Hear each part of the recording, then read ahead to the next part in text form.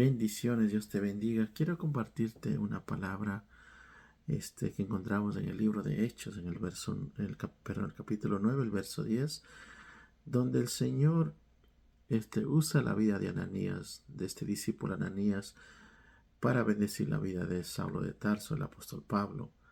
Pero lo que me llama la atención es que dice el verso 10, dice: había entonces en Damasco un discípulo llamado Ananías, a quien el Señor le dijo en visión: Ananías, y respondió: heme aquí, Señor.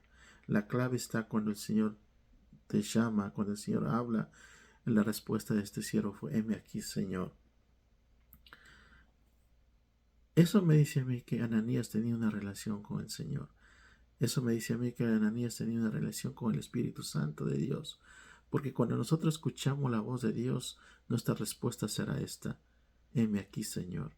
Como también en el profeta Isaías, cuando el Señor los llama, dice: ¿a quién irá? ¿A quién irá a anunciar nuestro mensaje? Y Isaías responde: heme aquí, Señor. Y entonces el verso 11 el Señor le da y le dice: levántate y ve a la calle que se llama derecha y busca en casa de Judas a uno llamado Saulo de Tarso, porque aquí él ora.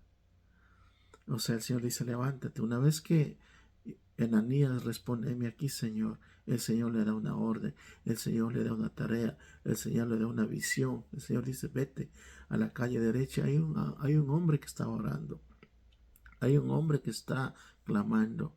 Quiero que vayas. Y si nosotros podemos ver eh, los versos en adelante, dice que Ananías fue,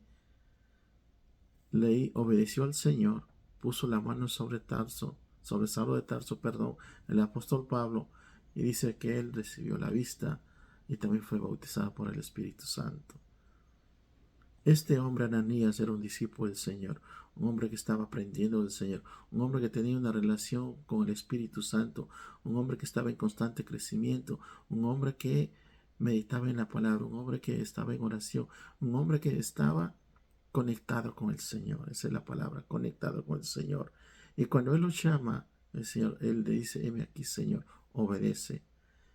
Y vaya que esa tarea no era fácil. Si nosotros recordamos en los versos anteriores, en Hechos 8, vemos lo que Saulo de Tarso hacía: ponía preso a los hermanos en Cristo, los metía en la cárcel, estaba supuestamente haciendo cosas para Dios, pero equivocadamente. Y esta tarea es que el Señor le dice a Ananías: ve, porque Él es un instrumento para la gloria mía. Muchas veces en nuestra vida, cuando el Señor nos manda a hacer una tarea, cuando nos manda a hacer algo, que lo natural pareciera que fuera bastante difícil, pero déjame decirte, Dios irá contigo, porque lo sobrenatural de Dios te va a acompañar. Y podemos ver cómo esta historia termina en bendición, porque Ananías obedeció al Señor. Ananías fue e hizo lo que el Señor le pidió. Y entonces podemos ver el nacimiento de Pablo. Para mí, el mayor de los hombres que Dios usó en el Nuevo Testamento, el mayor hombre que ha caminado en esta tierra en cuanto a cómo pudo él entender los misterios de Dios, cómo pudo entender los misterios del Espíritu Santo. Este siervo del Señor que podemos hoy leer los Hechos, los Corintios, Romanos y todas las cartas que el apóstol Pablo escribió para la bendición de la iglesia. Entonces hoy no tengas en poco tu vida, no tengas en poco lo que Dios puede hacer por medio de ti. Lo que Dios te puede usar en cualquier momento, en cualquier lugar donde vayas. Ten presente que eres un instrumento del Señor. Ten presente que eres una vasija de Dios, que Dios te puede usar para su gloria. Lo importante acá, y tenemos que ver, dice que él era un discípulo que estaba aprendiendo del Señor, que estaba en comunión con el Señor, que estaba conectado con el Espíritu Santo, que escuchaba la voz de Dios. Importantísimo.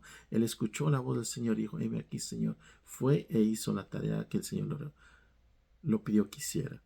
Es que en este día,